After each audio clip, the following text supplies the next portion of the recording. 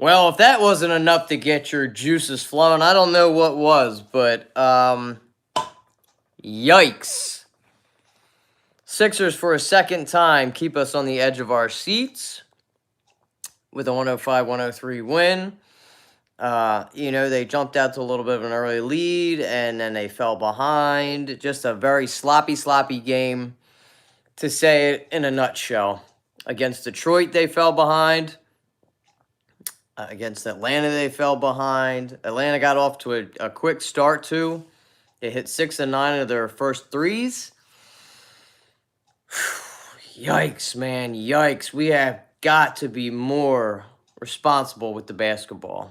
Now, I will say we have fouled a lot in the past two games, but the officiating tonight was horrendous.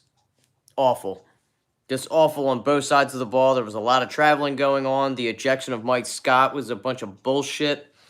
What kind of league do we play in? And then you tee up Embiid for doing a little shimmy shake? Are you kidding me? Like, what are we supposed to be, robots and not enjoy the game? But, came down to the wire. Sixers were able to get a little bit of that stout defense going towards the end.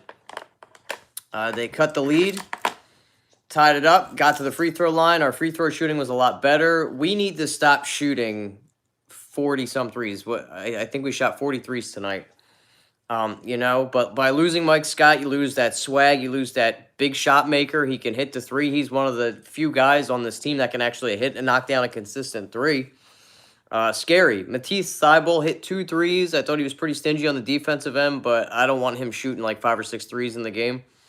Embeast, thank God we didn't waste this game by Embiid. He was phenomenal tonight.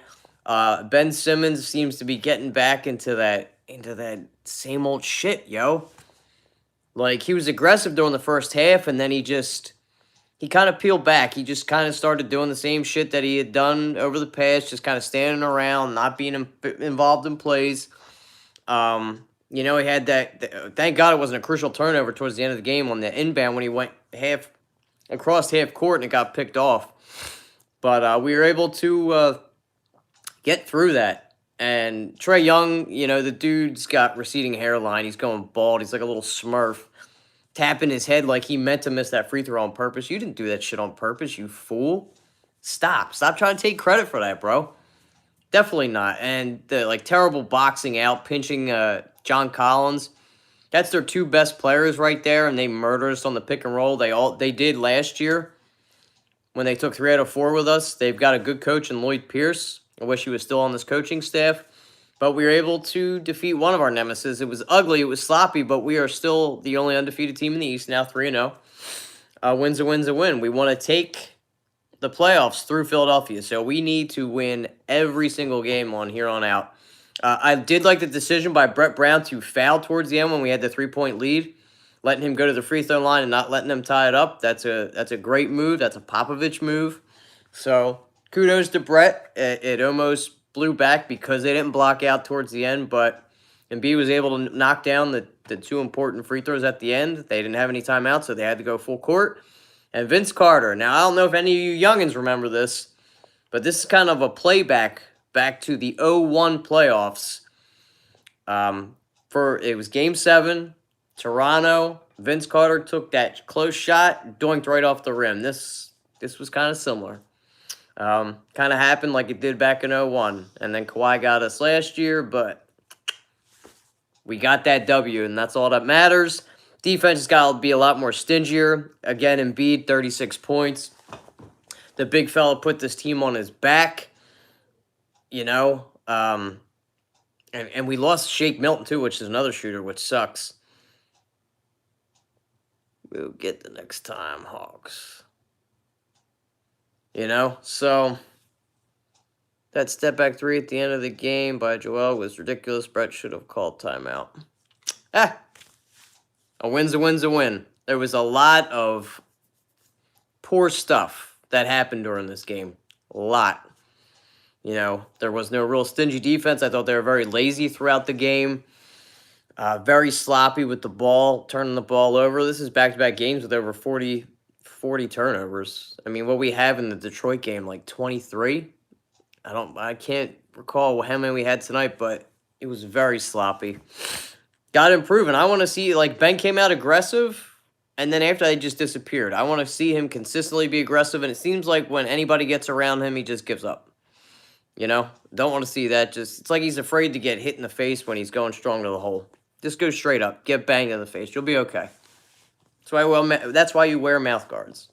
But it seems like in this today's day and age basketball, you know, it's pussy ball. Yeah, we can't. Like our game plan, like Brett said at the beginning of the year, you got to feed Embiid and go down on the post. And I saw him yelling at Embiid a couple times when Embiid was around the top of the key and starting to dribble and starting to take it down and fumbling the ball around. You don't want that.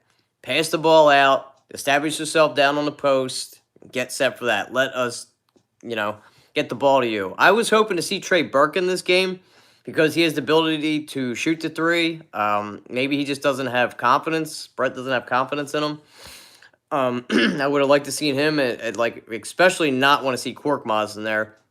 But you're kind of limited. I feel like the only reason you see Korkmaz in there is because has the ability to hit a three, even though he didn't. He's terrible defensively. But, you know, it's just an ugly game. I don't want to see us in there shooting 43s again. We shouldn't have to change our game to establish what the Hawks are trying to do because they're successful. That's what Lloyd Pierce does. They're a team that likes to work around the perimeter because they have a lot of three-point shooters on that team. Well, we don't. We don't have a lot of knockdown shooters on this team. We just go into it, work inside out, go down to Embeast, kick out, and then hit the three. Tobias was, you know, hit some big shots at the end of the game, but he's got to be more consistent. He's got to be more aggressive. I mean, towards the fourth quarter, I think he only had 9 points before those two last shots. So we got to see a lot more out of Tobias, too. You know, if it wasn't for Embiid, we definitely would have won this game. You know, that ticky-tack shit on Mike Scott, that was a big loss. And then the shame with Shake Milton, I think he's going to be a big contributor this offseason. This season. Because we need to get some shooting. That is still the biggest issue on this team, and I still look for the team to improve and get some shooting on this. If it's like, usually with the flagrant, too, if they're going to inject you, you know, when I was growing up, it used to be like a blow to a head, the intent not making a play on the ball or whatever. I mean, he kind of just shoved him. I don't even think that was a flagrant one. In my day, that was just a hard foul. Mike Scott was more physical at the Eagles tailgate. Ha! Yeah, that was trash, dude. I couldn't believe that. And then the tech on JoJo, like, what is this league turning into? I don't get it. I do not get it. And at least Josh Richardson, I thought, played a little bit better. He had a couple, he got 9 quick points in the beginning of the game. And then he was, the defensive end there at the end. He got that huge rebound at the end when all the guys fell on him. I'm surprised that wasn't a call. And then that call against Horford where John Collins traveled when he stepped on his foot and walked like 3 times. But there was a lot of traveling in this game. A lot of traveling on both teams. That was a hip check, and they called it I know, it's trash, dude. I don't know what Adam Silver... It's like when you're watching the NFL, like, what is this shit you're seeing? Like, you can't celebrate. They just want to turn them into, like, emotionless robots. Like, don't have any fun. Turn ball over. Oh, don't touch each other. Can't be physical. They're made of glass, you know? That's why they make all that money. They're made of glass. Fragile. They're collector's items. You know, my boy Josh Richardson, I don't know if y'all noticed this, but he kind of looks like Lickety Split from 8 Mile. Like, exact twin. I was looking at him, I was like, yo, that bull looks like Lickety Split. For sure. But he adds a nice defensive element to this team that JJ didn't. Like, you kind of miss JJ's ability to knock down a big shot, but you love the aggressiveness by Josh Richardson. So... he's long. He can get your hand in the face. I thought he did a pretty decent job on the old man there at the end. From the outside, not good. Yeah, I mean, we knew that coming over. Same with Matisse Thybulle. His shooting is shit, too. Him and Josh. Like, everybody... I don't think Josh Richardson's a good shooter at all. He's average at best.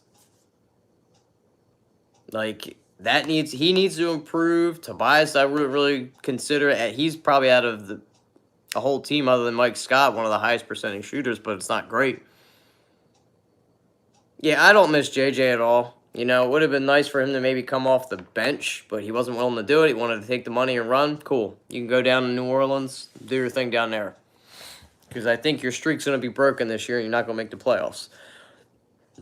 Especially with Zion out, and that sucks for us. I'm hoping Zion's going to be back for when he comes to the Sixers, plays the Sixers in December. Praying that happens. But 105-103 win.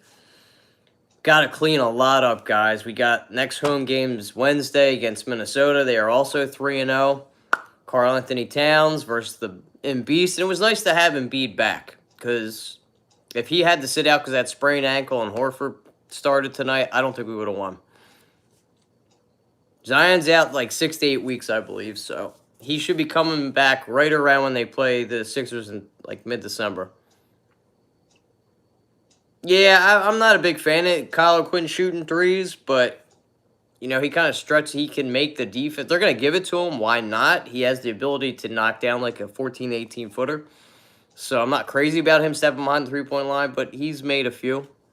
So I just don't like big men all in general doing it. Unless they're like Dirk Nowitzki.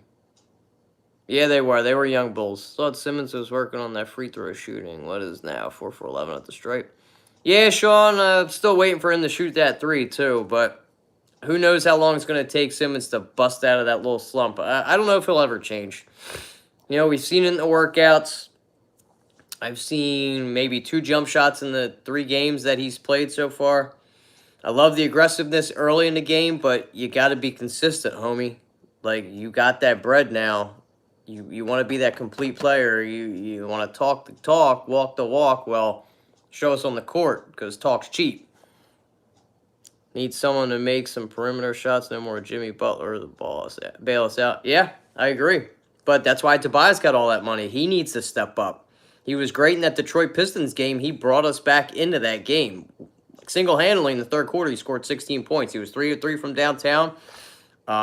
You know, he's been better on the defensive end. Not great, but he's never going to be a showstopper like that. He's not going to ever win a Defensive Player of the Year or make first team.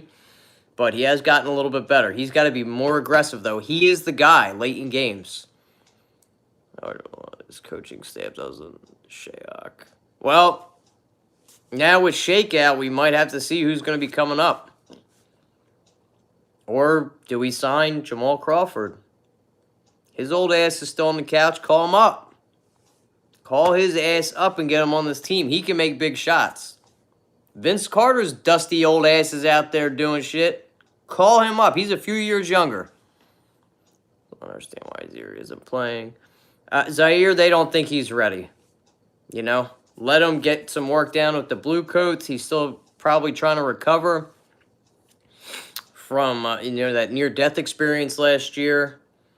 I didn't really see anything special during the Summer League or preseason from Zaire, so let him get acclimated. Get some games down there, down with the Blue Coats. It's kind of like a farm system, the Blue Coats now. Get guys, you know, I guess they're just not happy with his development just yet. But, you know, Zaire doesn't have the ability to knock down a shot like Korkmaz does. Even though Korkmaz isn't like a drop-dead shooter like a Peja Stojakovic. He, you know, he still has the ability to hit a shot. For sure. All right, guys, I'm going to head up out of here. It's Kyle Gaffner with the Bitterbirds. I'm going to watch the rest of this crappy Monday night game. Yeah, I like Shayok, so maybe they'll get him up here. We have to hear what's going to happen with Shake Milton. But Sixers are 3-0. Win's a win. I don't know why Korkmaz, why they brought him back. Dude, he sucks. He's terrible. He's not fluid enough for this game. He should just go make his bread over in the EuroLeague. Go play with the guys, the unathletic league. Vince Carter is almost as old as me, for the love of God.